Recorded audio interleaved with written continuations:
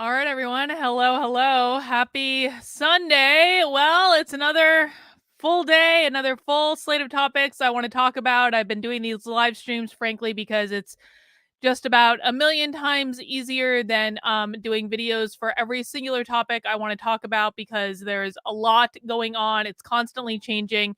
I'm going to rely on you guys in the chat. If there is anything breaking during the live stream, please feel free to chat it in. I will do my best to pay attention to it. I can't always do it because I'm a one-man show over here. I'm running everything by myself. But before we get started, I just want to say cheers to everyone. I do have a nice big mimosa in my wine glass that's half the size of my head.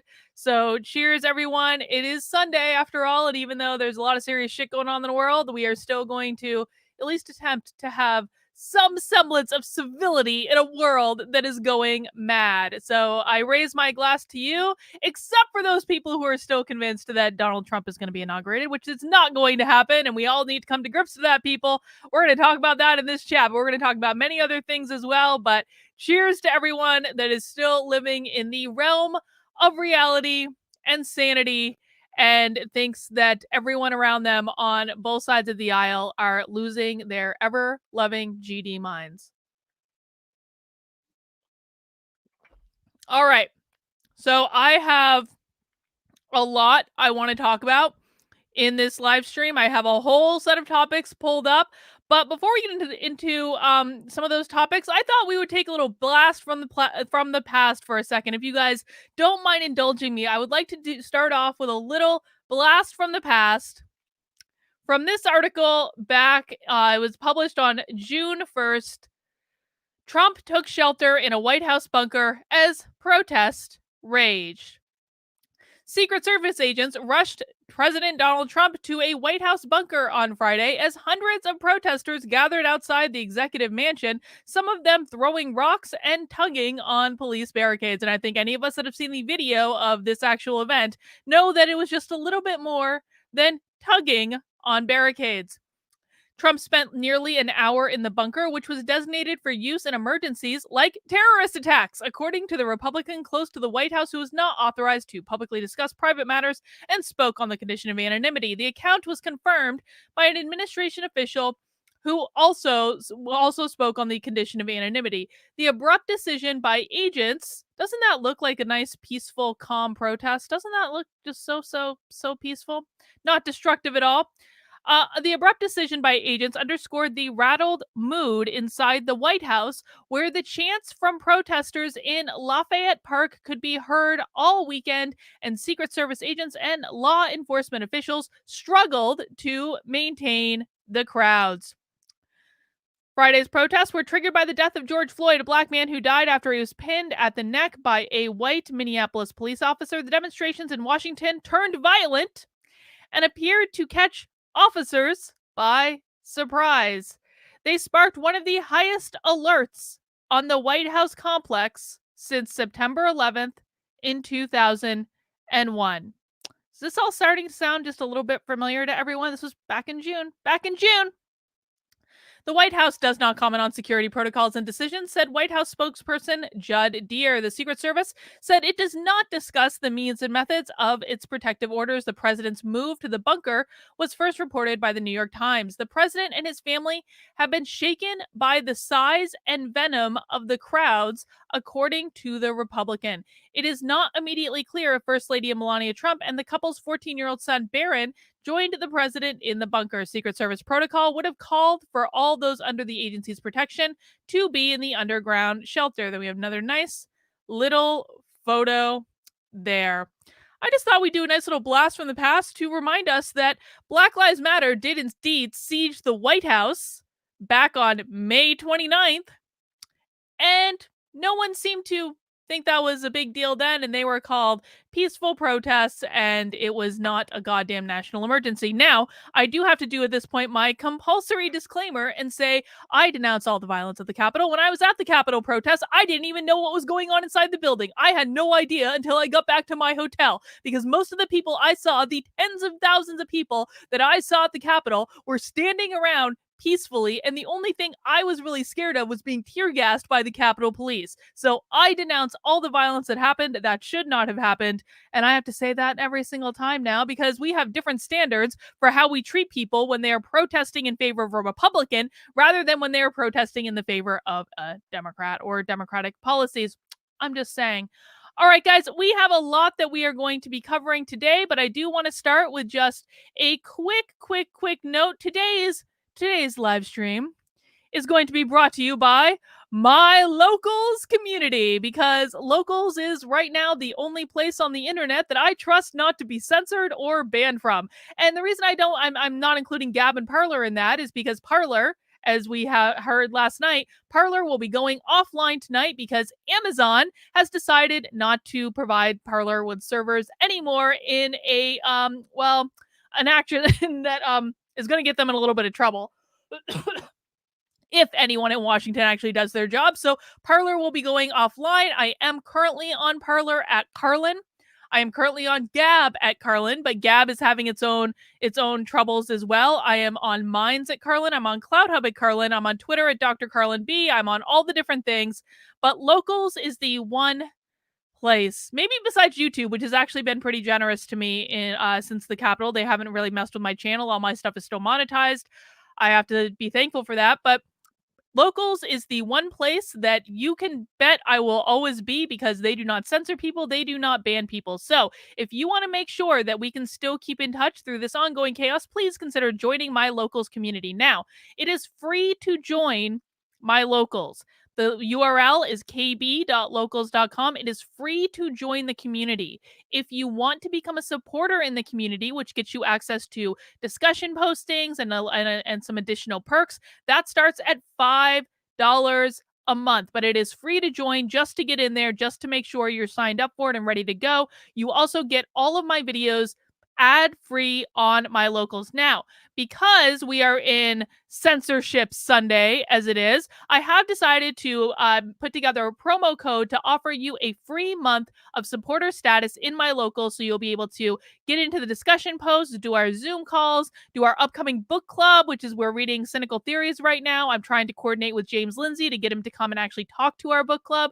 So please use the promo code free speech, and that will get you a free month as a supporter in my Locals community. And again, guys, the reason I'm doing this is because I know that I am not going to be banned or censored on this platform, and neither will you be. My Locals community has grown exponentially in the past 2 days, and I want to make sure we're getting as many people in there as possible. And again, even if you just join as a free member just to sign up, that's totally cool. That's part of the deal. That's okay. You can still see the things I'm posting for the most part. You can still see my ad-free videos, but it's really, really important. I know a lot of you have been dragging your feet on this sort of stuff. It's really important that we do this because who the hell knows what's going to happen. The world has actually gone insane at this point. So I will look forward to seeing many of you in my Locals. Now, the first thing I wanted to talk about today is, of course, everyone has their theories about why January 6th happened. I spent the morning listening to some of the trigonometry podcasts with Douglas Murray and Brett Weinstein talking about why they think it happened. I've listened to a lot of pundits about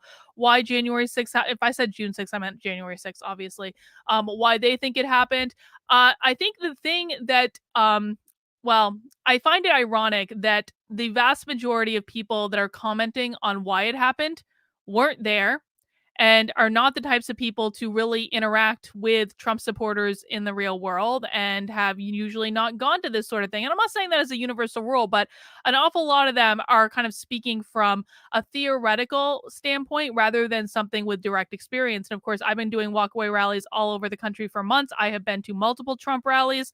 I was there on January 6th. I was at the Capitol. I did not go inside the Capitol, but I was there for several hours watching what was happening to make sure that I had a good sense of what happened, because I knew that the media was going to bungle the reporting of it admirably, and many of them have. And so I have very distinct opinions about why I think January 6th happened. And it can really be summed up in I'll give you guys the short version. You can only push people so long. You can only push people so long. Now, there was a report that came out yesterday that a group, I believe, at a university, and I want to say Rutgers, but I don't actually know, I don't remember what university it was, but there was a group of people at a university that did an analysis of who actually went in the Capitol and started the violence. And what that report says is that the violence was started by extremist groups. That's what it says, is that all of the planning and all of, or at least the vast majority of people that were in the Capitol doing violence, destroying property, stuff like that, they were members of extremist groups. They were not average, everyday Trump supporters. In fact, let me real quick, guys, let me real quick just find this because I know I actually retweeted this last night because I was thinking about doing a video on it. Let me just find this report real quick. And I know Ian Miles Chung actually did a piece on it for the Post Millennial. So we can talk about what this analysis said about who was actually causing the violence and the chaos. Just give me 1 second just to pull that right up here. Hang on. Oh, got it. Okay.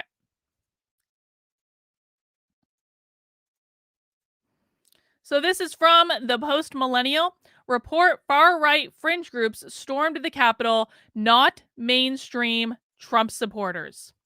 I hate that the Post Millennial does this. Okay, with all these ads everywhere.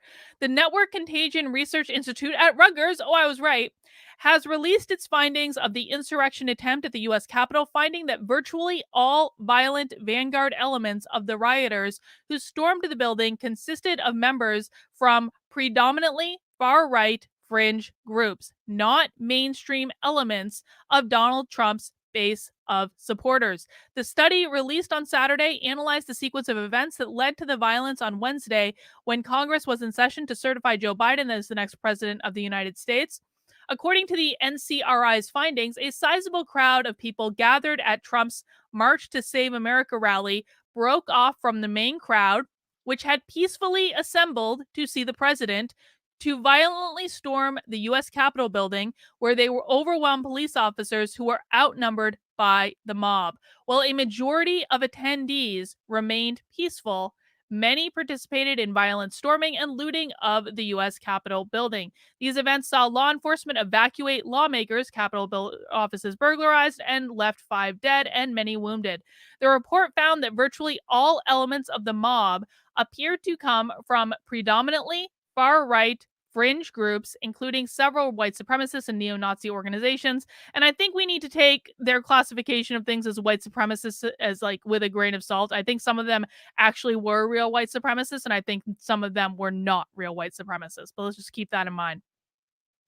Some of the members of the group included those present at the white nationalist rally in Charlottesville in 2017, which saw the death of one counter-protester. The report named a preliminary list of groups involved in the riot, which includes members of the Proud Boys, a white supremacist group called the American Nationalist Party, and disgraced YouTuber Nick Fuentes, which Rutgers identifies as a neo-Nazi hate group. Okay, I don't like Nick Fuentes at all, and I certainly have no use for his fans. I'm not sure that's accurate, and you guys know how I feel about the Proud Boys being called white supremacists. I'm going to say this, though. I'm going to say this. I called this out in December that I was starting to get uncomfortable with the behavior of the Proud Boys. I was watching the live streams from the December protest of the Proud Boys looking for Antifa at night, and it looked to me like the Proud Boys were literally hunting Antifa. That's what it looked like to me. It looked to me like they were looking for a fight, which I've said consistently that I think the Proud Boys go looking for trouble, and I do not like that. I do not condone that. I do appreciate that they at the November march, they definitely were showing up and protecting people when Antifa was there, but I think it's gotten way out of hand, and I said that in December, so I will, make that caveat. A member of the Proud Boys, who goes by the name Noble Beard, denounced MAGA supporters who disavowed the riot by claiming it would be a false flag event staged by a left-wing group, Antifa. Okay. The report also includes a quote from Noble Beard posted on Rumble. "It wasn't Antifa. No, it wasn't Antifa. It was the whole effing narrative about, oh, Antifa did it, Antifa did it, Antifa didn't. It was not Antifa. Patriots finally grabbed some effing balls and decided to do something," which is also what I told you guys happened And Elijah Schaefer has a whole breakdown of this on his channel. He posted an amazing episode, I believe on Friday, that where he shows you all of his footage, that he was, one of the very few people to actually get footage of when it started. And you can see clearly that this was not Antifa. Now, that is not to say that there were onesies and twosies of Antifa there. I absolutely do believe they were. I saw a video just the other day of people who I believe were obviously Antifa trying to break a window and Trump supporters like pulling them away. But the most vast majority, guys, was not Antifa, and we need to stop saying that they were. Nick Fuentes, who has identified for his presence by multiple outlets after appearing on a live stream at the Capitol riot, floated the. Okay, this is not true. This isn't true. That's not Nick Fuentes. Nick Fuentes was not dressed like that. So this is, and I made this mistake at first too, because I thought that I saw this picture. I thought that was Nick Fuentes. Nick Fuentes was not dressed like that. He has since debunked this. That is not him. He may be a douche. His supporters may be idiots, but that was not in Nick Fuentes. That's not accurate. All right. Well, I guess we can go on there. It goes on to talk about how crazy Linwood is. But my point here is, guys, my point here with this is that, there's mounting evidence that's coming out that says that this was coordinated by extremist groups. And I mean, they found posts on like the Donald.win that was coordinating this stuff, and other websites. And I cannot condone that, and I cannot support that. The vast majority of people who were there to stand up for there being a debate and being heard about the evidence of the election. That was the intention of the vast majority of people there. And it's because of these far-right groups, and I'm sorry, but they are these extremist groups that this has happened. Okay?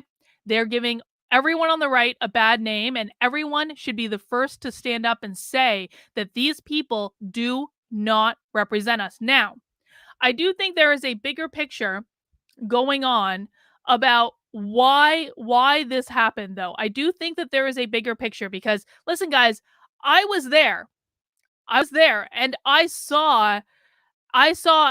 think that there is a profound statement to be made about a large group of people peacefully sitting outside the Capitol and standing there and making sure that our elected representatives know that we're there. I absolutely believe that is true. I believe, like, what I loved about January 6th was what I saw, and most of my experience there was a extremely large group of people who were standing around and not engaging in violence. That was my experience there, and I think that can be a really, really powerful thing. But what pushes people to do stuff like this? What pushes people to buy into things like QAnon, which is ridiculous? What pushes people to do this? It was 5 years of harassment and emotional abuse by the media and by the Democratic Party, and most importantly,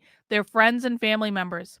That is what pushes people into things like this, where they simply cannot let go of this idea of Donald Trump being their savior. I'm sorry. Like, listen, I wanted Trump to have a second term as much as the next one, but he was never the savior, guys. He is one person.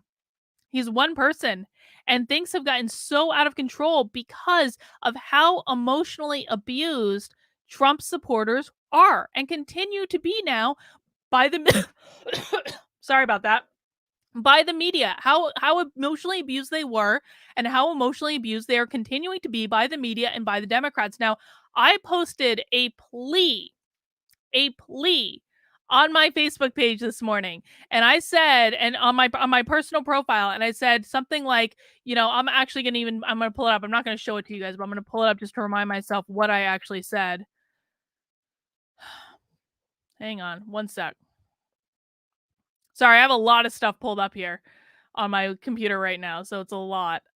Okay, what I said was, to the remaining lefties that are still friends with me on here, there are many people, including me, that are now trying to stop a civil war that we kind of think is inevitable. Your actions and continued hysteria is not helping. If you want a civil war with the guys that own all the guns and largely have the military and police on their side, keep on going. But I don't want war. I want a peaceful resolution. But your actions and the actions of your party with continuing to vilify 74 million people is only going to make it happen sooner. What did I mean by that? Right now, and I wrote an article about this for uncovereddc.com just the other day. Right now, what we have is a situation where it's like a battered housewife type of situation. That's what this is.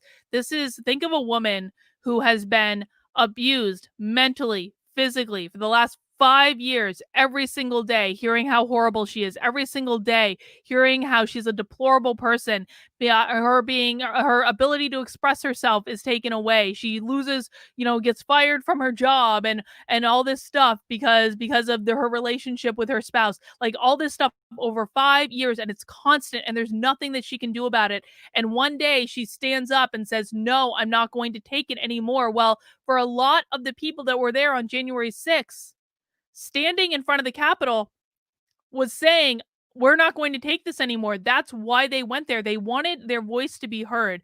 Now, I have consistently talked about how you gain buy-in on this channel, and I usually do it in reference to organizations where, like, if you are a leader in an organization and you have a team of people that you want to get them to buy into an idea, buy into what you want to do, you have to do one simple thing. Not a couple, well, not one simple thing. You have to do like three simple things. You have to help them feel heard, understood, and considered in order to get someone to buy into. Dude, people say like I'm gonna be honest, like I have no use for insane people in the chat right now. I really don't. Like I have been dealing with conspiracy theorists for the past 24 hours. It is insane. I'm gonna talk about some of that in this chat, but like if you're bringing crazy nonsense into my chat, you're not gonna last very long in it. I'm gonna tell you that.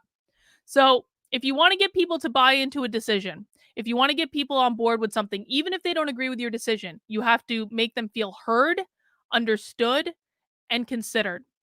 Now, why I think that January 6th happened, and it didn't have to, is that there were, and I frankly think still are, legitimate questions about what happened in the election. I am not going to say whether or not it impacted the outcome because we are no longer allowed to have these conversations. But I think that maybe I can get away with saying that there were legitimate questions. And those questions were never answered. They weren't. And when they were quote unquote debunked by the media, they were done in the most condescending, arrogant, self-righteous way that was possible.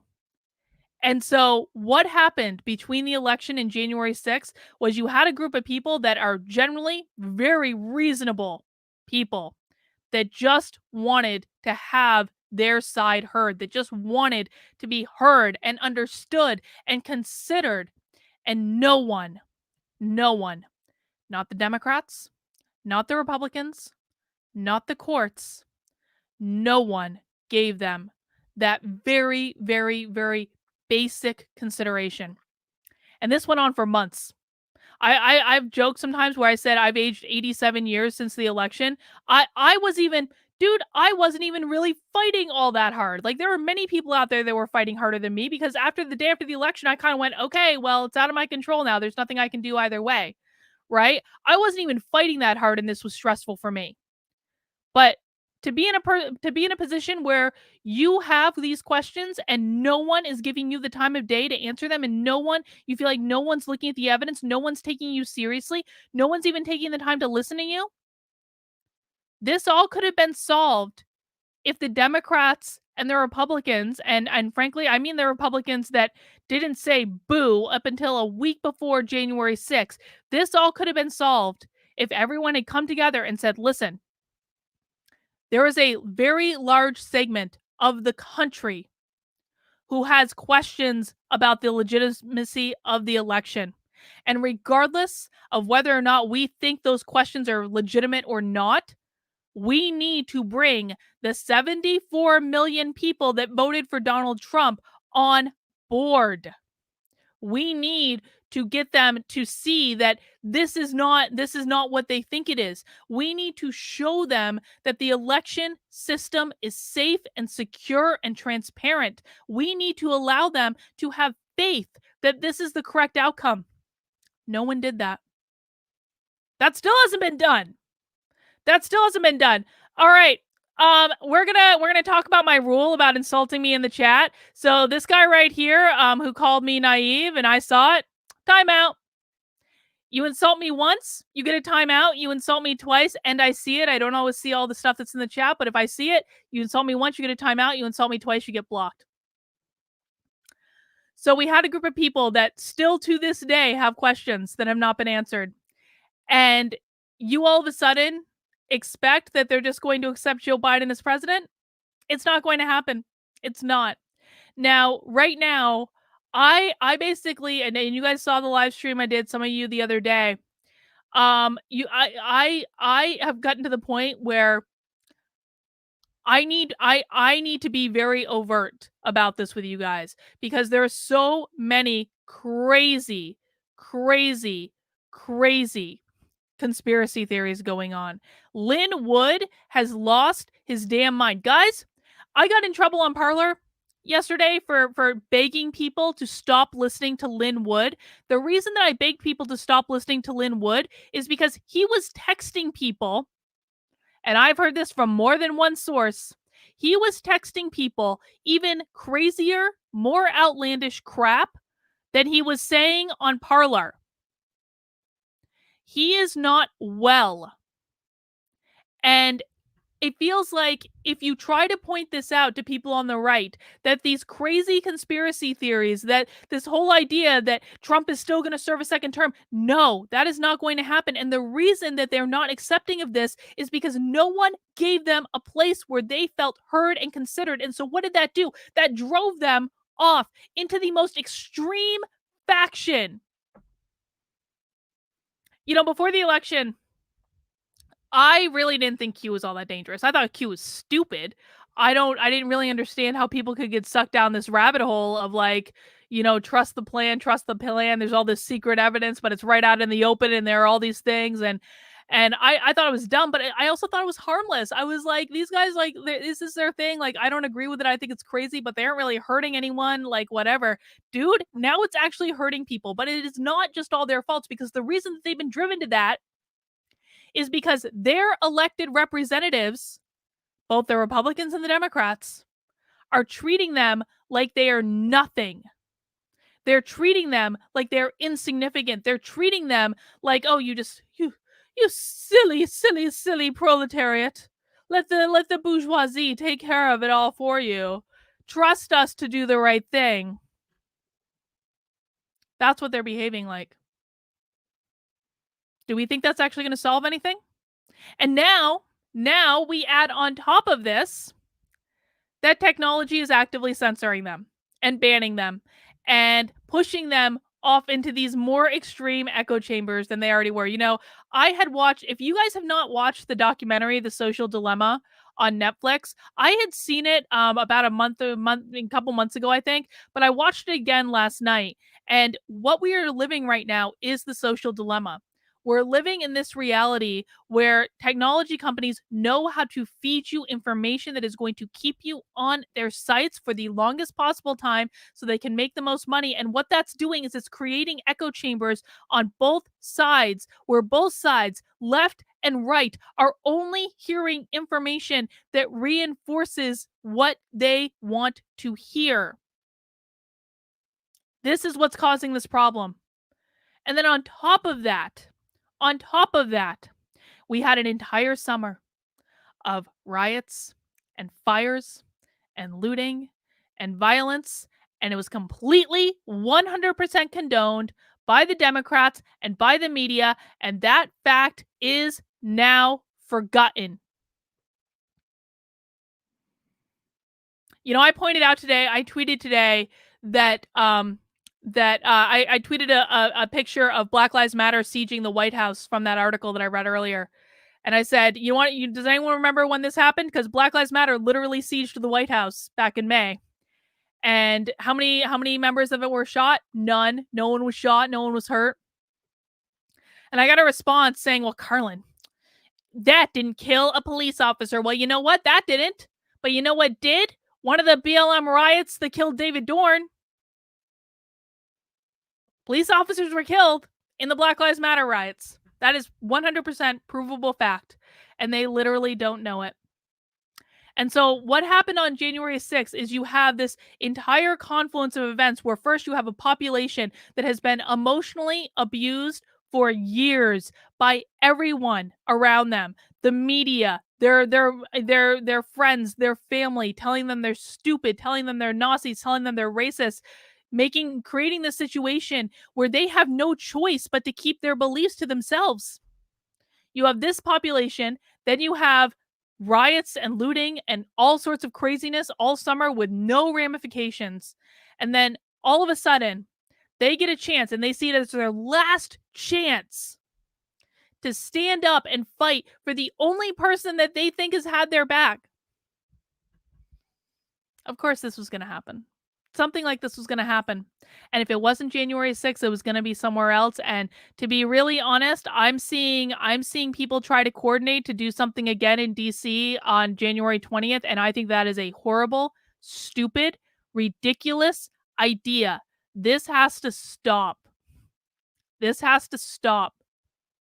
You might not like that Joe Biden is going to be president, but for the good of the country, we need to start accepting it, and we need to start moving forward, and we need to start making actual rational plans for how to fight all the crazy nonsense that these people are now going to try to implement. Because if you're just complaining and talking about trust the plan, trust the plan, trust the plan all the time, you are not actually going to fix anything. You are not going to solve anything. And I'm going to be really honest, guys.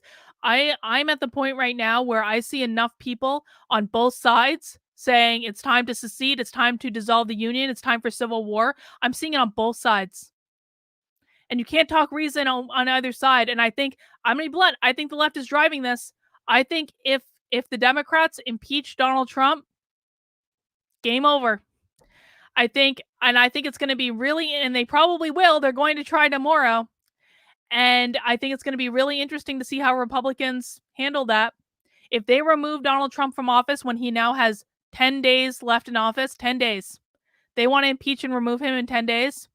If they do that, there will be civil war. If they use the 25th Amendment to get Trump out before these 10 days are up, there will be civil war. It may not happen right away, but I would be shocked if it didn't happen at some point.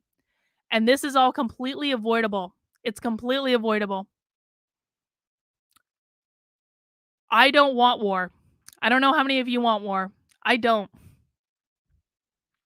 And especially when it's completely unnecessary. So, yeah, I mean, so I think that we need to, the next 10 days, I think, are going to be precarious. And I think that people need to start getting a lot smarter about how they're behaving. And I'm saying that on both sides. On both sides. Because this is spinning so far out of control so quickly. And I don't know if we've maybe already gone past the point of no return. I tend to try to be an optimist, but I fear that violence is kind of almost inevitable at this point. But the way that we can change it is by you guys, honestly, by average everyday people starting to stand up and say enough is enough. And I think maybe the blessing of this situation is, frankly, and it may not seem like a blessing, but frankly, the way that Twitter is acting and the tech companies are acting in terms of blatant censorship and partisanship, it is waking a lot of people up. And I'm going to provide you evidence that it is waking a lot of people up. And you know what? Listen, the right was very fractured on January 6th, but guess what brought them all back together again? When Twitter started behaving like a dictator. When Jack Dorsey decided to ban the sitting president of the United States. Now, if you didn't see my live stream yesterday, I want to make something really, really clear about this. This should terrify everyone. The moment that Jack Dorsey and every other tech CEO decided to ban the president of the United States, what they said is that we are more powerful than the federal government. What they said is that we, the people that no one elected, are more powerful than the people that you voted for to represent you. That is what they said. This is incredibly, incredibly dangerous. And if you guys have not grokked how dangerous this is yet, I don't know what to tell you, man. I don't know what to tell you. At least 150,000 people have been banned off of Twitter. These are not bots. Twitter is lying. Twitter's like, oh, this is just routine cleanup. And of course, people on the left who are raging idiots are buying that hook, line, and sinker. They're saying, oh, silly conservatives. No, Twitter has banned at least 150,000 people. Twitter has unpersoned at least 150,000 people. And I know that because I know how many followers people have lost. James Woods has lost like 150,000 people. It's crazy.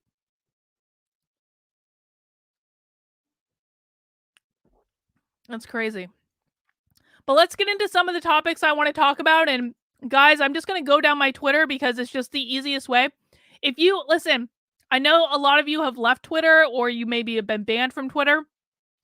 Twitter right now is a place that I'm finding as like the best source of a wide variety of like news as it's happening. So that's really kind of where I'm looking for news right this second. I have people that I trust like Nico here who is on the left. Nico's on the left, as we know.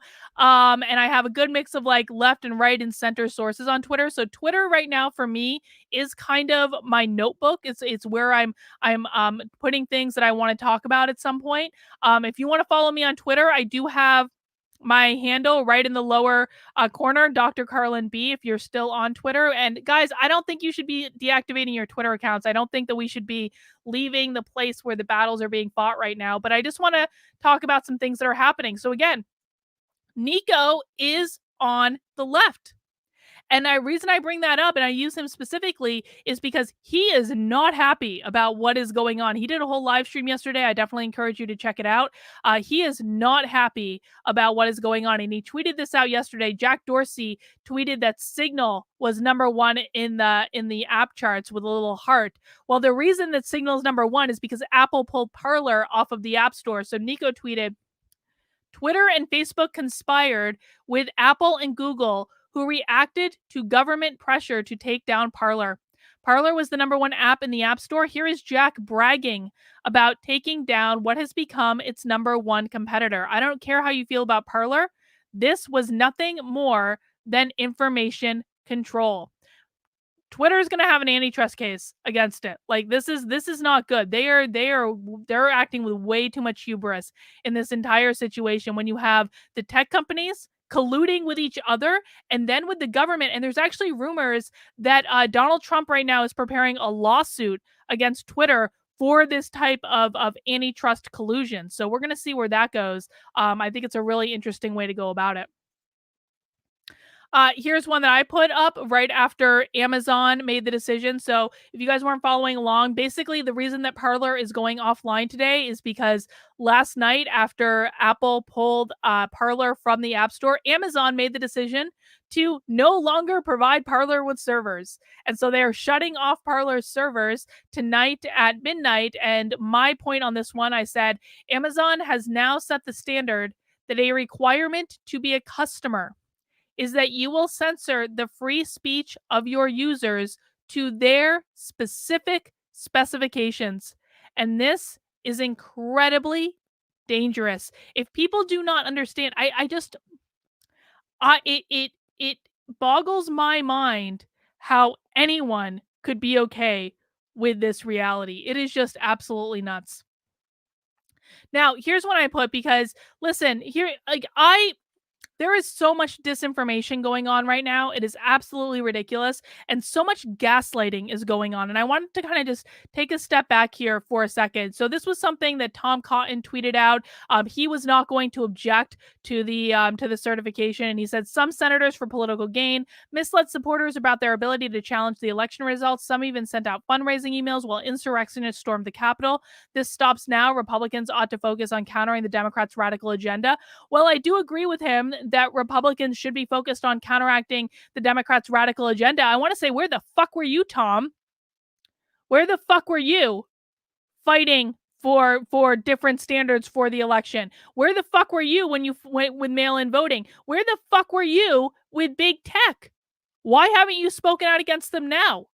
And what I really resent about this entire situation is the amount of gaslighting that is going on about this situation. So let me just read you what I wrote in this thread. I said, I refuse to play into this notion that it was wrong for them to object to show that they care about the concerns of 74 million people and provide a way for evidence to be shown or not.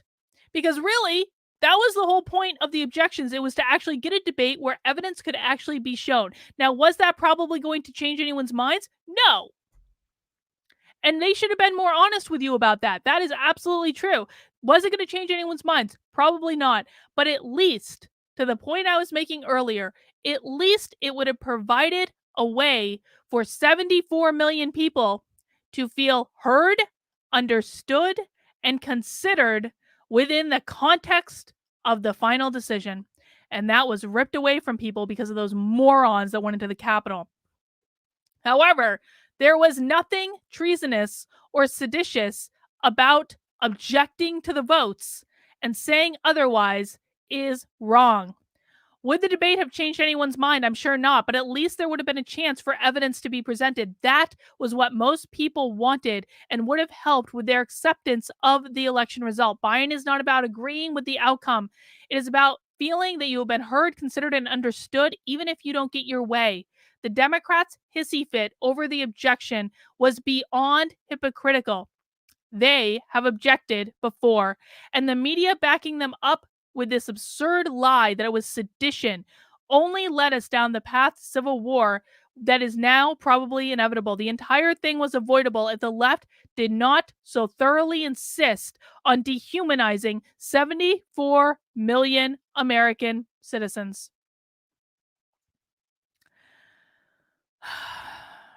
You know, there are times that I just feel like so overwhelmed with how insane this all is. Like I was going to be real with you guys for a second. I'm going to be real. I was so looking forward to January 6th because I was like, it'll be done. It'll be done. You know, Biden's going to be president anyway. It'll be done. And like people will stop talking about it and people will stop, like there'll be a decision and it'll be over. And maybe I was naive to think it would be over. Maybe I just wanted it so badly to be over because I'm just so sick of all of this. I think that the prospect of Joe Biden and yes, even Kamala Harris in office to me is significantly less scary than the idea of a civil war. It just is. I'm not actually afraid of them in office all that much. Are they going to try to do crazy stuff? Yes, of course they are. But I'm much less scared of that than I am of like an actual goddamn civil war.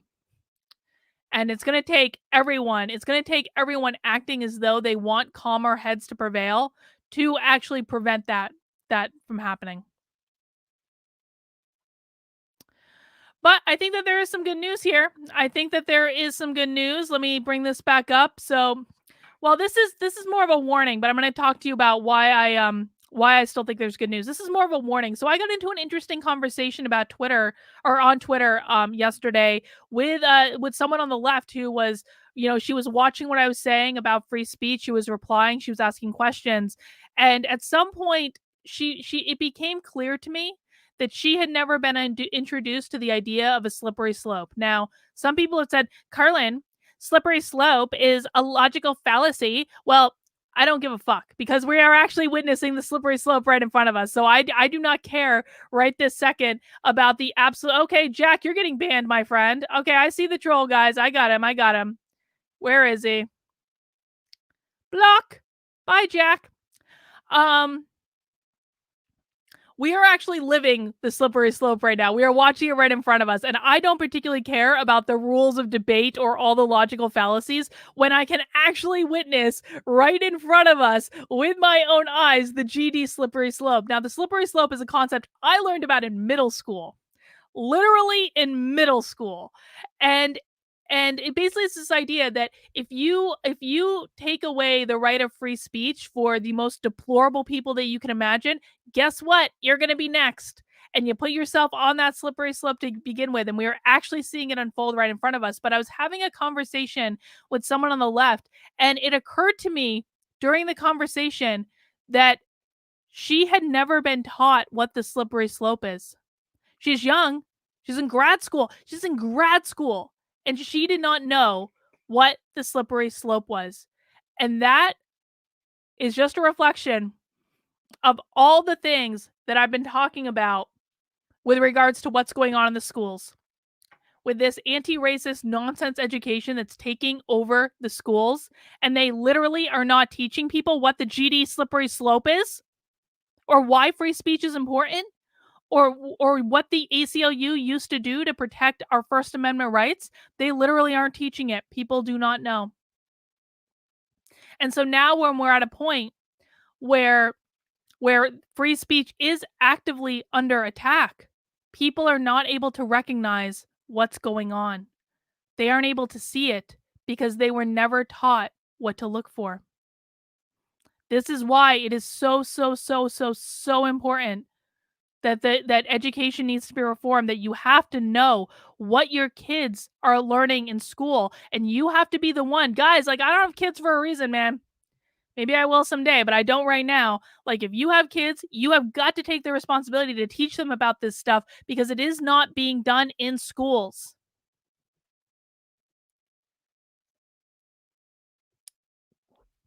Not being done in schools. All right, let's keep going. Actually, I want to save that one. Hang on. Okay, so here's some good news. I want to give you guys some good news. This is from someone on the left that responded to one of my posts, and basically this person said, maybe I can even bring this up. This person said I tweeted out, the moves that big tech has made in the last few days show us this can no longer be a battle of left versus right. This is a battle of authoritarianism versus liberty. We have to come together for free speech. We can fight about the other stuff later. This is too important. And this person retweeted me and said, disagree with almost everything this woman says, but she's 100% right on this. If they'll censor MAGA, they'll censor resistance. Free speech is the fight that unites us. This is from someone on the left, folks. This is from someone who literally in their profile has resistance blue wave. The left is seeing what's going on, and the left doesn't like it. This person says, here, I'm a Trump supporter. I also love the Bill of Rights. I'll stand shoulder to shoulder with anyone in their fight to preserve the First Amendment and stop the senseless censorship of ideas. And she responds, I will too. I don't want to silence my political opponents. I want to persuade them. No candidate or ideology comes before our inalienable rights for free expression ever. And she goes on to say, someone asked her, well, what does it look like as a private entity? Because this is what a lot of people are saying on the right now. This is what, you know what, Stu? This is not one person. I've literally given you 3 goddamn examples in this one live stream. Guys, it's this type of GD cynicism. Stop being, every time you are insistent on being cynical, that is energy that you could put into actually having a conversation with someone on your in your life to talk about why free speech is important. Like, this is not hard, guys. It's not hard. You're either going to put your energy towards being part of the solution, or you're going to put your energy towards being part of the problem. Make a fucking choice. And yeah, I'm going to be yelling at you guys because I am so sick of the excuses. I'm so sick of the snark. While you guys are being snarky and making excuses on Twitter and being little keyboard warriors, there are those of us that are actually trying to prevent a GD civil war, okay? I'm not exaggerating by that at all.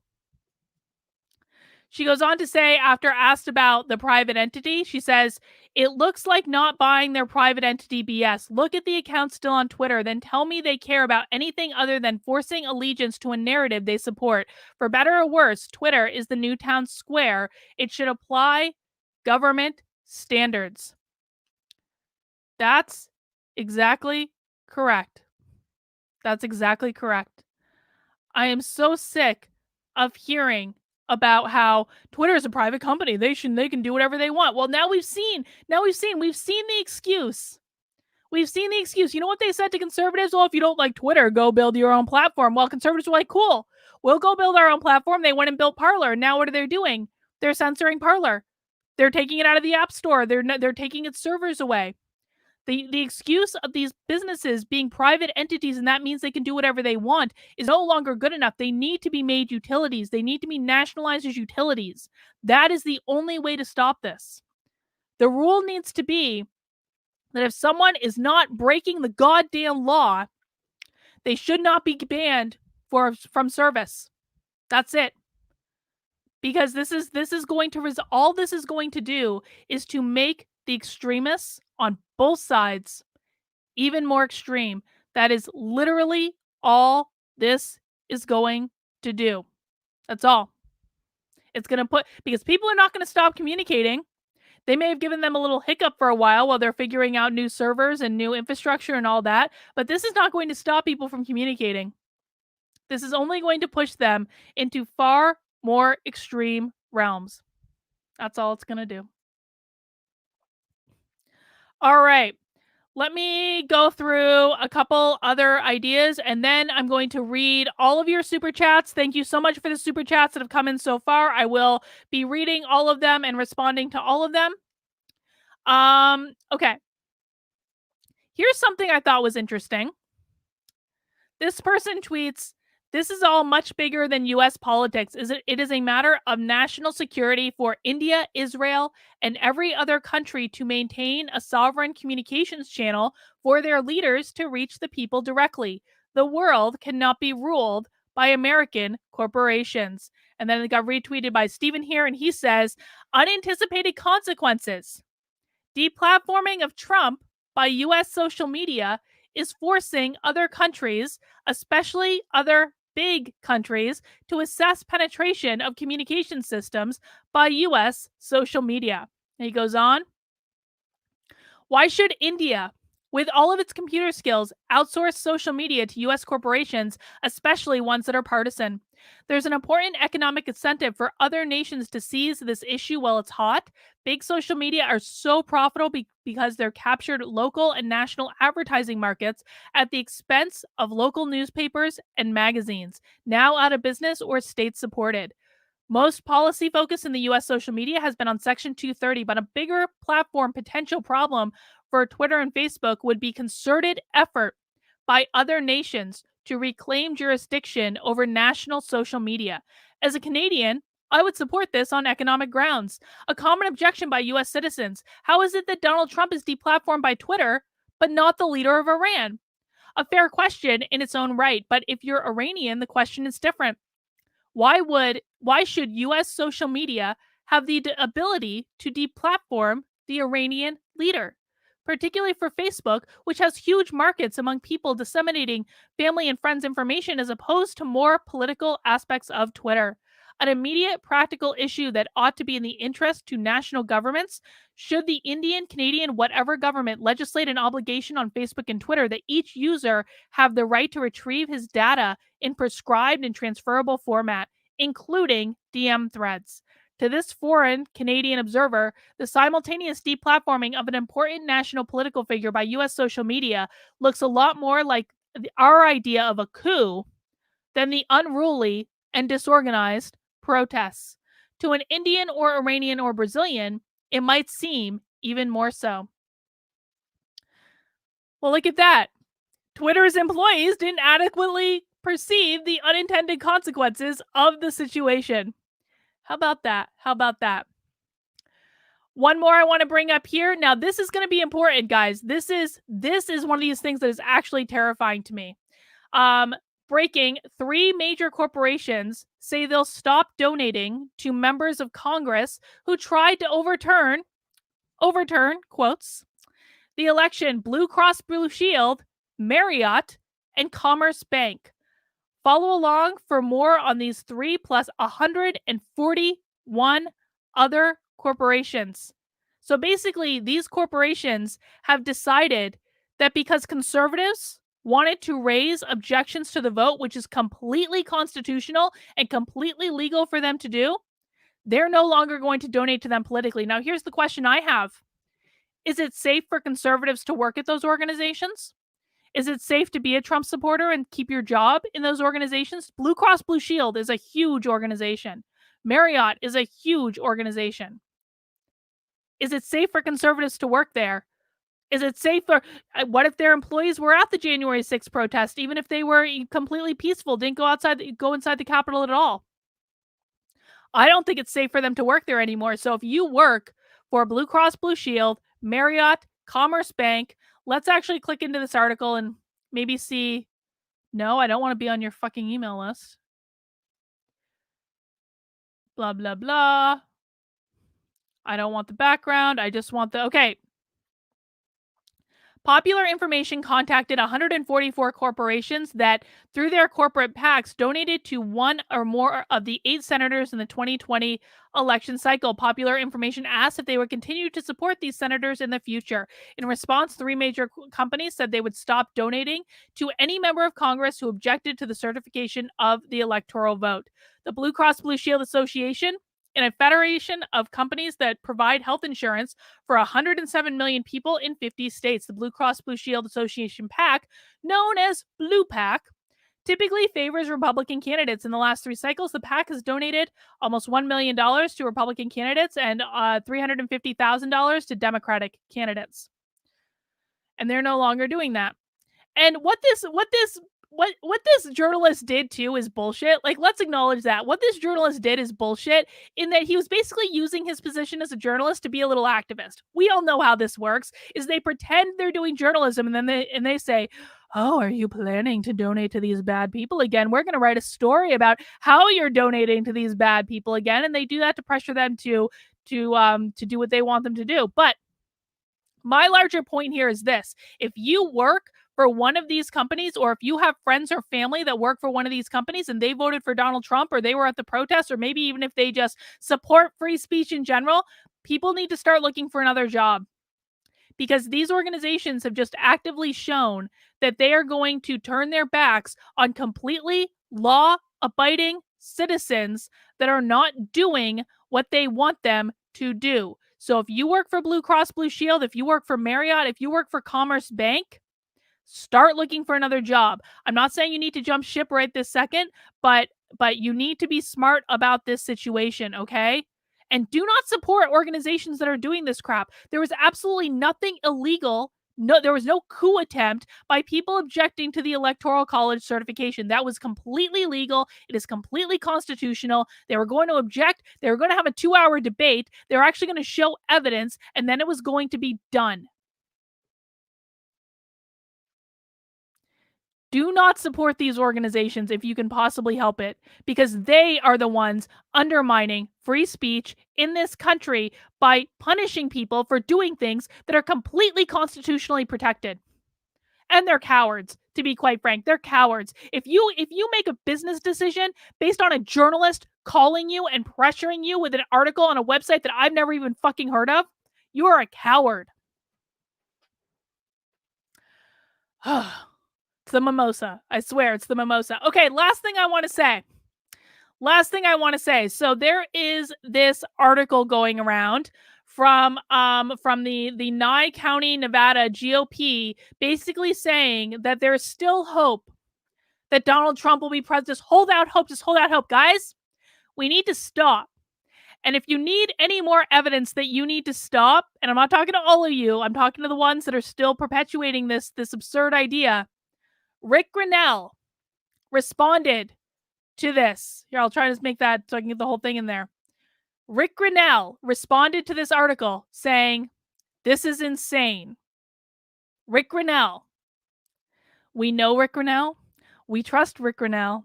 We like Rick Grinnell. Rick Grinnell is saying that this is an insane idea. Okay? He's saying it publicly. He knows people are going to see it. We've got to stop. We've got to stop. I know that so many of you wanted him to have a second term. I get it. I did too. But it is now gone beyond where we can continue to have this fight. And we need to let it go. Now, I'm not saying that you should, if you feel strongly about the election, then you should advocate for continuing to investigate the irregularities in the election. You should absolutely advocate for that moving forward. 100%. Just because Joe Biden gets inaugurated doesn't mean that you can stop investigating that. Doesn't mean you can stop having those discussions. It doesn't mean you can't actively advocate for your elected representatives to reform the election system so this crap doesn't happen again. It doesn't mean you can't do any of those things, but we need to stop. Because every day that this continues and the crazy people on both sides just get worse is a day we get closer to civil war. And you guys know, I am all for fighting. I made a video right before January 6th saying it's the fight that's important. But you know what I also said? You fight until you need to stop. There's nothing else to win here. There's nothing else. There could have been a profound statement that would delegitimize the idea that Joe Biden had any sort of mandate happen on January 6th. There could have been a profound statement that 74 million people are watching you, and we demand that you answer to us in a completely nonviolent way, YouTube. That's what could have happened. I was completely in favor of that. A completely peaceful movement to say, we're here, we're not going away. That would have been fine. But that's not what happened, and we need to deal in this reality right now. And if you don't like it, I don't know what to tell you, man. I really just don't. I don't know what to tell you, but let me get into some of your super chats. Hang on, I need to pull them onto the screen. And thank you guys again for the support. Actually, one more time, I'm going to do this just in case people have just joined. If you, oh no, hang on. Oh, there it is. Okay, I found it. All right, guys, if you're enjoying this so far, I need you to do a couple things for me. I need you to hit that like button. We need to mount that like button. We need to hit that like button like Adam would tell you to do. I need you to subscribe to the channel if you have not already. And one of the big things that you can do to help me out during this time of censorship and an inevitable purge of some sort is you can join my community on Locals. Locals is social media for adults. It is awesome. It is a private little community where you will never be censored. You will never be banned unless you get completely out of line, and then I'm going to have a conversation with you first. But you will not be banned. You will not be censored. It is a community of adults. It is awesome. It is free to join. When you join, you can see all of my videos ad-free. So I put all of my videos up there after I, or actually sometimes even before I post them on YouTube. Sometimes it's even early access to the videos. But that's where I would definitely prefer. If you guys want to support my work, definitely make sure you join my Locals. Of course, you can also get a membership on YouTube. I see many members in the chat right now, which is awesome. But I definitely prefer Locals just because I really trust this. Oh, you're going to be a little bastard again, dude. Dude, like you keep it, like, I don't even care. Like, if people want to make fun in the chat, I'm the one with the moderation power. So you guys can keep making fun and see how that works out for you, man. And just so we're clear, in my Locals, because people are adults in my Locals, I never have to moderate shit. It's awesome. I love it. It's great. I have not moderated one single thing in my Locals, and I hope to keep it that way. But in order to join, you need to go to kb.locals.com now. If you want a free month of premium access in my Locals, which is like $5 a month, you can use the code free speech through the end of the month to sign up. That'll give you one free month of supporter access, which gives you access to the discussion and the comments and our Zoom calls that we do and all sorts of good stuff. So definitely make sure you join my Locals. Make sure you check it out. You got nothing to lose. Totally free for if you use the promo code by the end of the month. All right. let me get into some of the super chats. Dragon Water says, very happy unbirthday, Carlin. I hear the madness is here to stay. I don't know, Dragon Water, if it's your unbirthday or if it's mine. My birthday is not till April. So if it was your unbirthday, happy unbirthday to you. Yeah, I think the madness is gonna be here to stay for at least the next 10 days. And I really hope it goes away after that, but we're all gonna have to hunker down for a little while, I suppose. Enigma says, leave Facebook and Twitter, start Facebooksit and Twexit movements. I'm on MySpace also. Guys, I did actually. Okay, true story. Fun fact. I did actually join MySpace yesterday. I did join MySpace. Let me see if I can bring it up. I did because I thought it would be funny. I thought it would be the funniest possible solution to this problem. So let me bring you up my MySpace. There it is. I am on MySpace, myspace.com/Dr. Carlin B. I feel like this is the funniest possible solution to our censorship problems. I just think it's great. Tom never banned us. Tom never censored us. Tom loved us and we all abandoned him. So I am actually on MySpace. I don't know what I'm going to do with it just yet, but I am on there. So if you want to send me a friend request, I already have 22 people I've connected to in the last day. So maybe you can find me on there. But I'm going to say this, guys. I do not think that leaving Twitter and Facebook are the right answer. I don't, unless you've been banned and then you have no choice. But I don't think leaving before you've been banned is actually the right answer. I think that you have to stay there. You have to be in their backyard. You have to make sure they know that you're there. When you leave, you see the whole damn platform. And now we don't even really know where we're going to go. Like, I know I'll always have my locals community, but I don't know beyond that when all this stuff is going to where all this stuff is going to go. I have no idea. So I do not recommend leaving. I don't recommend ceding the ground. I think that we need to stand up and fight and not allow them to push us off into these corners and then take away the platforms they push us onto. This is exactly what's happening with Parler. This is what's happening with Parler right now is they push so many people onto Parler and they're like, oh, you thought you got away from being canceled then? Well, wait to see what we do now. So I don't recommend leaving. Catherine Scully, thank you for becoming a silver member, Catherine. Thank you. Thank you. I actually want to do a couple other shout outs first for people who have become members in my community that I have not gotten a chance to necessarily shout out. Let me see. I just need to get it up. I want to do. Oh my gosh. I just had this up on my screen earlier. Now it's gone. Okay, I got it. I want to do a shout out to Patrice Odell, to GD, and that's it for right now. And William, who also just became a member, thank you, William. Guys, membership on YouTube, it's I do prefer my locals, I'm not gonna lie, but membership on YouTube, it helps me predict and have reliable income coming in every month. So I do really appreciate it. It really does help me out, and I'm very, very thankful for the ongoing support. Cold Summer 91, you should look up Micah Curtis. He posted a video saying stuff like this the other day. I will definitely look up Micah. Thank you for that suggestion.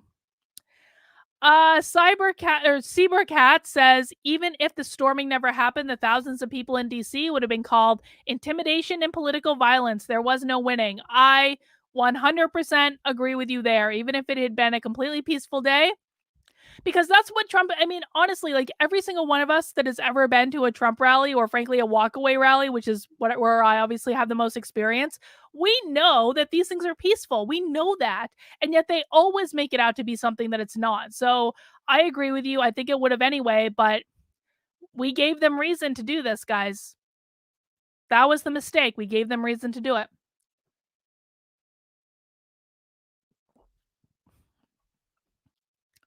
Elizabeth Barlow says, I'm trying very hard to convince my aunt the Q stuff isn't real. I'm trying to tell her to accept we lost and move forward and fight into the future. Dude, that Q shit is just as detrimental as critical theory.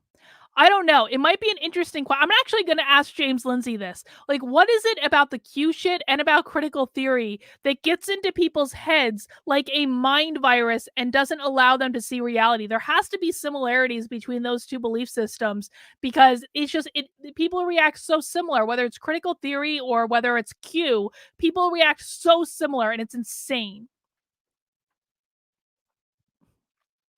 Dragon Water says it looks like Biden is looking at tens of thousands of dollars in student loan forgiveness. I'm going to be honest. I know this will not be popular, but I have a metric F ton of student loans, and so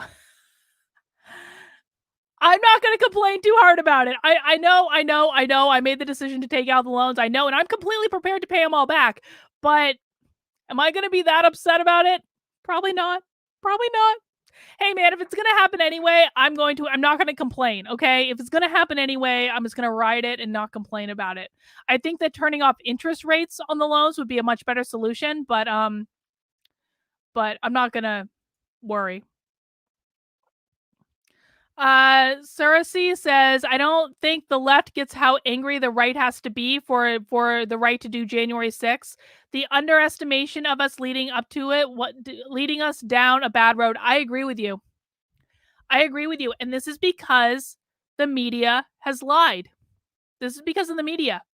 Because they have actively convinced everyone that people on the right who supported Donald Trump are violent insurrectionists. And it is simply not true.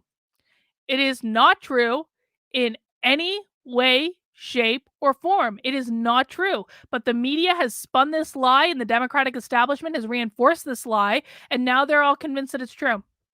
And it's ridiculous. It has no basis in reality whatsoever. Matthew Stein, thank you for becoming a silver member, Matthew. Sarah Christina says, I love your work, Carlin. Thank you, Sarah.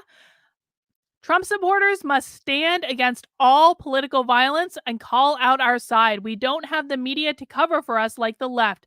Condemn, condemn, condemn. I completely agree with you, and thank you for pointing that out.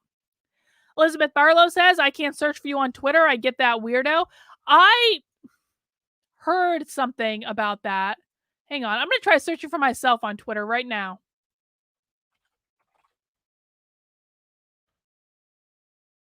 Do I even come up? People. I fucking don't. Wow. Those fuckers. Wow. Well, it doesn't matter, guys, because if you go to twitter.com/DRKARLYNB, I'll even bring it up. It's written right here, but I'll even bring it up right here. Why not? If you go to twitter.com/Dr. Carlin B, I'm going to pop up whether Twitter wants you to find me or not. So that's just the way it is. F those people. It is what it is. Glinda, the good car girl, says federal magistrate Jeffrey L. Cummings of the Second Circuit's Court endorses the suppression of free speech. I have the legal documents to prove it. Okay. Sarah Christina says we have to be better than the left. If we don't, the media will treat us worse. We have to be better. Please do better. Sarah Christina, girl, you and I are speaking the same. We're speaking the same thing. I'm gonna actually show you a tweet I made this morning. Hang on. Because I had all sorts of people in my feed this morning crying about how I said that they needed to accept Joe Biden.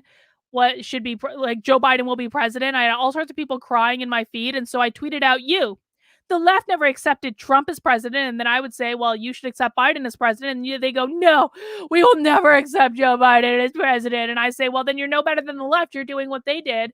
And then they go back and they say, well, the left never accepted Trump as president. And it's like this circular logic. Like at some point, people need to be adults, man. It's just the way it is. I'm sorry. I am sorry. I genuinely am. But it is just the way it is, folks. IMD, thank you for the super chat. Sergeant Hodel, sorry, off topic, but I saw your funny Equiterra and I wondered, how does an Equiterra not get gentrified? Equiterra is already gentrified. That is the whole point. Equiterra is the ultimate in gentrification, isn't it?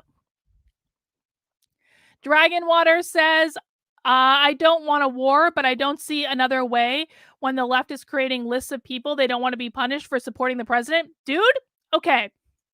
Let me show you something. The left is not the only one creating a list right now. I'm going to prove it to you. Oh, hang on. I need to get another browser because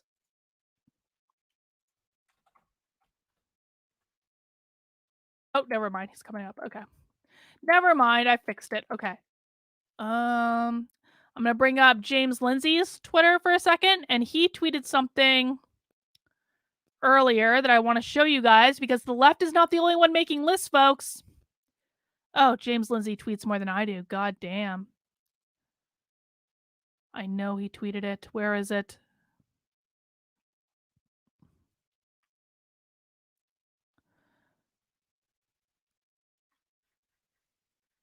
Hang on. I know he tweeted this recently.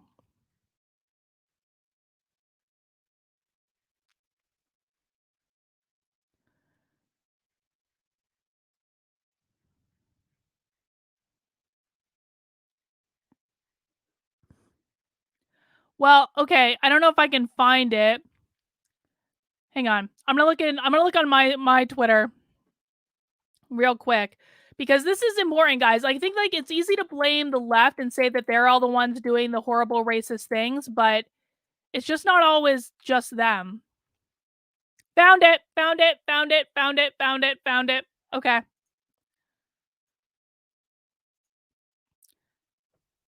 This is Roger Stone on Twitter talking about making a list of Republicans who oppose the president.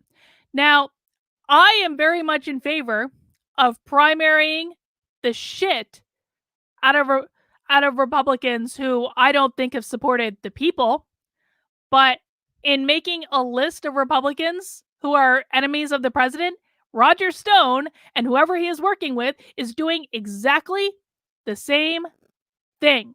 Exactly the same thing. Eric says riveting content scrolling on a Twitter feed. Eric, you don't like it, you don't have to watch, dude.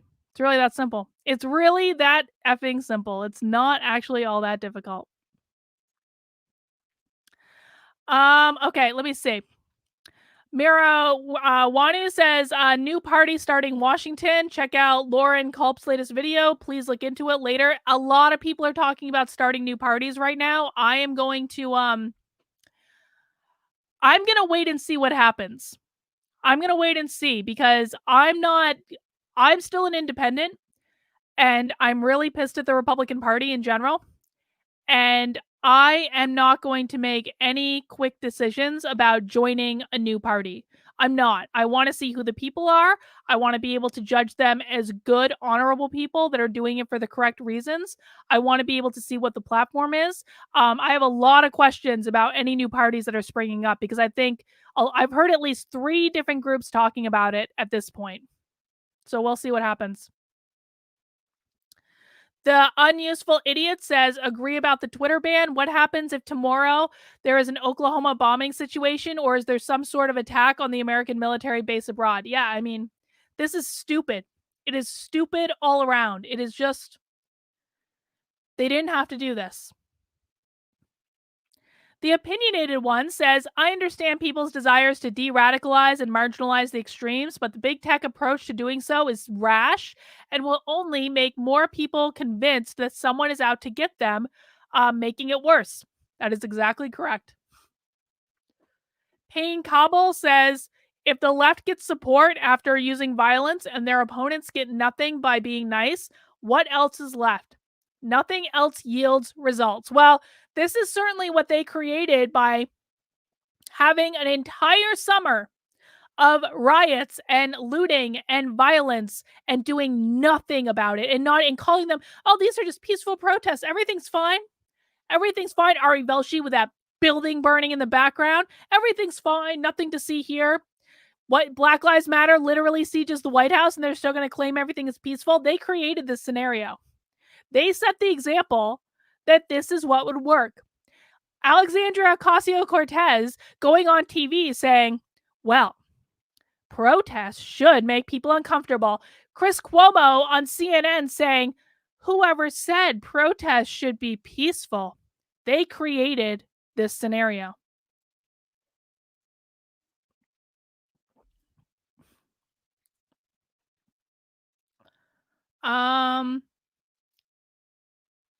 Let me see. Sorry, guys. Just trying to find my place. Already losing my voice again. Alexander DeJohn says, preach, Carlin. Let me know what I can do to help. I want to fight more than just posting on Facebook. Guys, I will be launching something in the very near future. I was hoping to already have it done, but life. But I will be launching something in the very near future, which will provide everyone the ability to help. Now, if you want to know when it goes live, here's another thing you can do to keep in touch. Let me just pull this up. If you want to know when it goes live, what you're going to want to do is go to my website, which is drcarlin.com. Of course, I'll be talking about it on here too, but assuming I still have a channel, which I don't have any reason to believe that I won't right now, to be honest. But if you want to get on my email list, go to drcarlin.com, and the email box is right on the homepage, and just sign right up. I will not sell your emails. I'm not even emailing right now. I'm just doing it to get a mailing list going so that I have other ways to communicate with people for when I inevitably get banned on things. Jeff Horton says, I am subjected to censorship of free speech while others freely insult my humanity, my country, my God. Calm our heads. That's a tall order for a Marine providing the umbrella. Well, sometimes, Jeff, we have to be fucking adults, okay? Sometimes that's the way it works. Unless you want violence, and then keep going, man. Like I don't want violence. And so I'm gonna try to act I'm gonna try to act like an adult that doesn't want a civil war, okay? Because I believe that we should act like the things that we want. Listen, I think that this might be inevitable. I really do. I think it might be inevitable, but while it's not, I am going to act like I am an adult that does not want a civil war. If you want a civil war, then act like an adult that wants a civil war. I do not. So I'm going to act like an adult that does not want a civil war. Ashley Clare says, I learned about the slippery slope in middle school also. My 8th grade teacher taught us about our rights and explained them to us. People need to calm down, and so glad some on the left are waking up. And I think it's more on the left that are waking up than you might think. Pete the Welder says, no way. So they need to be nationalized. They need to have their government protections removed. Nationalization just centralizes power. You have no control over your electric bill or your provider. Well, listen, man, then what is your solution, Pete? Then what is your solution? Because I don't have a better one at this point. The opinionated one says, I honestly don't think they teach logic in schools anymore. They literally don't teach logic in schools anymore. Had someone accused me of concern trolling for saying that one should have evidence to support their arguments. They appealed to authority. They literally do not teach logic in schools anymore. That's not an exaggeration. Woke Cloak, thank you for the nice big super chat. I very much appreciate it. It is possible. Oh God, super chat jump. Hang on. Sorry. There it is. Okay. It is possible to be free and yet be a psychological captive, compelled to think, feel, and act as the representatives of the national state or of some private interest within the nation want him to think, feel, and act. John Doe says, we cannot allow this censorship to happen. It is dangerous and they know it. They manipulated the Democrats into fighting alongside them. Well, the Democrats should be taking some bloody responsibility. I'll tell you that. Alexander DeJohn says, also reach out to Kitty Demure / Hogatha. She sees a centrist. She's a centrist drag queen. Oh, I know who you're talking about. Yeah. I think you two would have great conversations. I know exactly who you're talking about. William, thank you for becoming a member. I think I already thanked you, but I'll thank you again because you just showed up in my list. Petromantic D says, do you think Donald Trump is going to get arrested? I think they're sure going to try. I think they're going to try to prosecute him. I think the Southern District of New York is going to try to prosecute him. That would be stupid. That would cause a civil war. So we'll have to cross our fingers and hope that they are a little less stupid for a brief moment.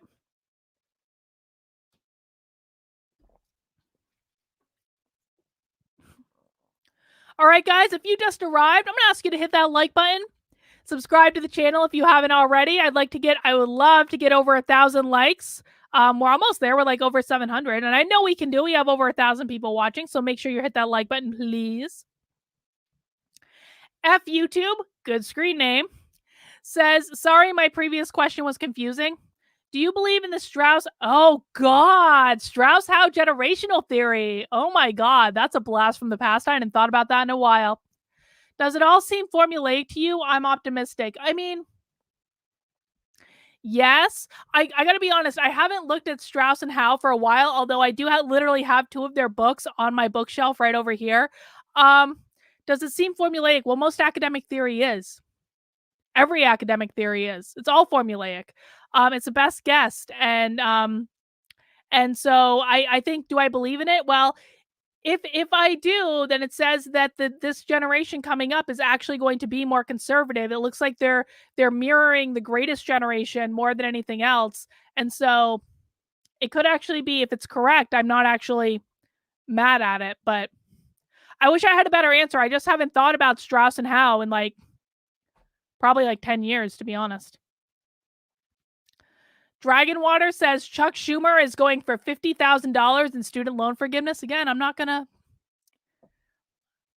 be mad if they pay back my student loans. I'm just not. I'm sorry. I know it's irresponsible, but I'm just not gonna be mad about it. I'm not. That is not a battle I'm going to fight. Share car. I watched a beautiful movement destroyed by a few apples that fell far from our tree of hope.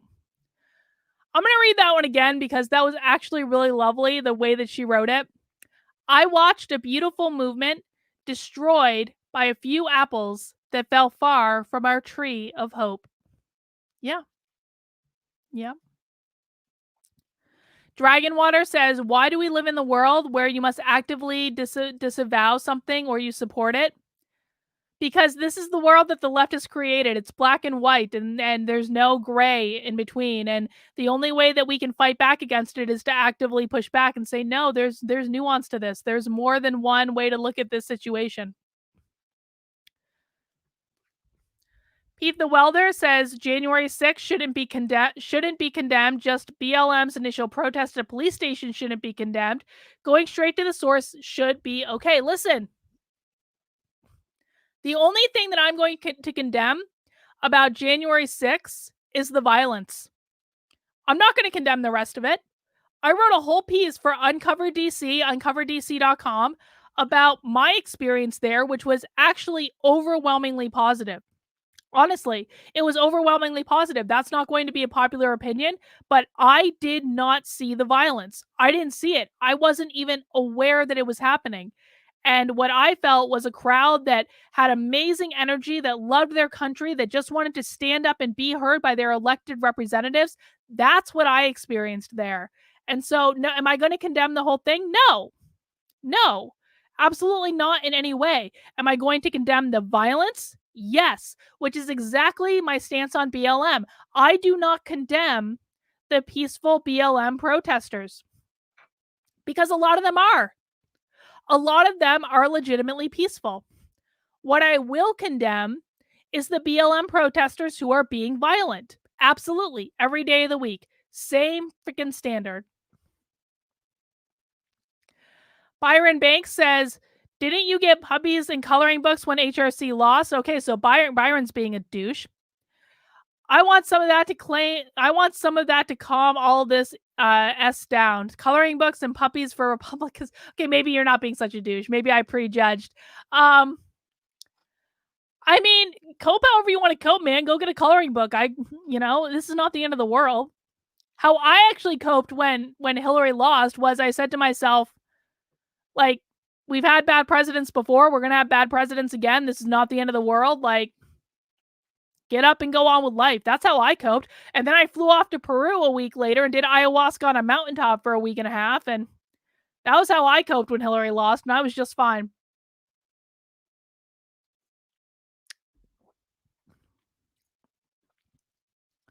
Milos Ivanic says, I was born in a country called Yugoslavia. It's gone now. Look into it. Rain Wesley says, oh God. Hang on, super chat job. Rain Wesley says, as I understand it, the right is making a list of rhinos. Exactly, exactly like Roger Stone is doing. So they know who not to vote for, but I could be wrong. Well, if lists aren't good for one side, folks, they aren't good for the other. AMD says, I'm an immigrant from a third world country. I held USA to the highest standard, especially on election and integrity. I am nervous with what I'm seeing because it's all too familiar. Listen, I'm married to a Ukrainian. I'm married to someone who's actually from Ukraine. He's saying the same thing. So a lot of immigrants are saying the same thing right now. Tony, thank you for becoming a member. Patriotic Gestalt, thank you for becoming a member. Lori, thank you for the nice super chat. I greatly appreciate all of you. We got a couple more super chats, and then I'm obviously losing my voice, so I'm going to sign off. But I have one from Paul.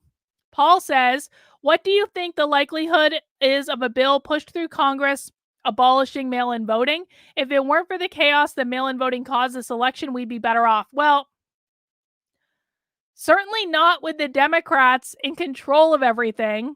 That's not going to happen for at least the next 4 years, really. Because Biden would never sign that shit. Kamala Harris would never sign it when she inevitably ascends to the presidency.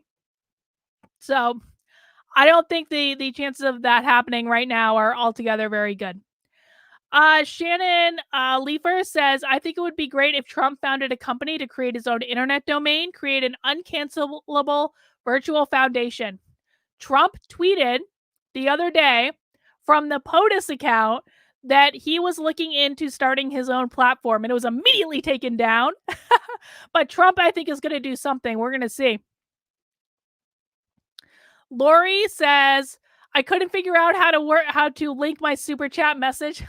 Lori, it happens to me all the time. I completely understand. She says, I couldn't figure out how to link my super chat message. I'm old. Here's a little more for your alcohol fund. Thank you for all you were doing. I'll do a cheers for Lori. Thank you, Lori. I appreciate it. The funny thing is I really don't drink all that much. I really don't. I might be drinking more in the coming years, but I really generally just don't drink all that much. Cindy McGahee says, have I looked into the Great Reset? There was an article put out recently about the Great Reset by the American Institute of Economic Research about it. I have not looked into it all that much. I suspect I will be in the coming year. But guys, I'm really much more focused on the woke stuff than anything else. Like, that's really where I'm at. The woke stuff and free speech is going to be where I spend the most of my time because I can't do everything. I simply can't. Ember Cole says, sorry I'm late. I've been trying to find a way to deal with this overwhelming feeling of hopelessness and anger. This week I've been spending this last week writing a novel I call The Dissenter. Well, I think that's a great way to channel your energy. That's wonderful. Guys, we've got to find positive ways we can channel our energy. Listen, when Hillary lost in 2016 and I was really upset about it, I threw myself into my work. I threw myself into building my business. Like, that was what I did. I went to Peru. I did self-care. I did self-development. That was what I did. That was how I coped. You can all do the same thing. The world and life are still awesome. They're awesome. Life is awesome. And we have to be prepared to take advantage of our opportunities and all the great things that we can still do. So don't let this get you down.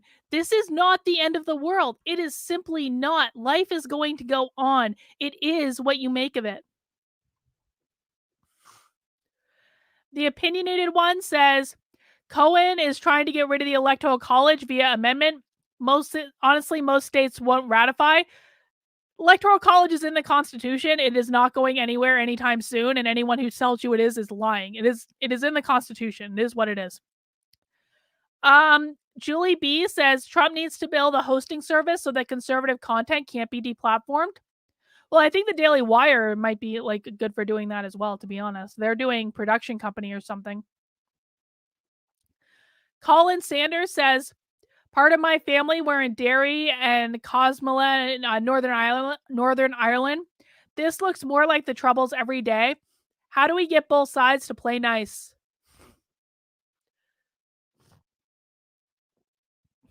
I don't know the answer to that.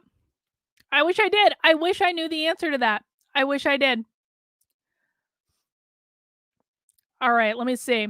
Dragon Water says, "See you Tuesday with Joshua. I wish I could go to Peru. I wish I could go to Peru too, man. I don't even think I can go to Peru right now, but we can do other things and we can cope in other ways. And it doesn't have to. You don't have to jet off to Peru to cope. You know, you can do other things." Retro 93, hope my voice gets better soon. My videos are informative. Hate to contribute to the super chat clutter. Don't hate to contribute, man. Like, listen, after I talk, I've been talking for almost 90 minutes, guys. So, like, my voice just tends to go after a while. And I've been doing a lot of these live streams lately. So it's just a lot. But I greatly, greatly, greatly, greatly, greatly appreciate the support. Brian Moore, thank you for the super chat. Joseph Rasky, choose your battle, lots of different places to fight. I am researching the CCP influence in the US. Let's support each other. Love your work. Thank you, Joseph. And David Skidmore, bringing it home for us, says, "What we are fighting for is not Trump. It is the constitutional republic in which our rights reside in what we are ultimately fighting for." That's exactly right. And I think that is a fantastic way to end the stream today. So, guys, I'm going to take the rest of the day off and try not to talk all that much, but I hope you enjoyed the stream. Again, please make sure you hit that like button on the way out the door. Please make sure you subscribe to the channel if you are not already. And make sure you follow me on all the different platforms I'm on, because who knows what I'm going to get banned from? Who really knows? Hopefully nothing. Fingers crossed. Hopefully nothing. But take care of yourselves, and I'll see you soon.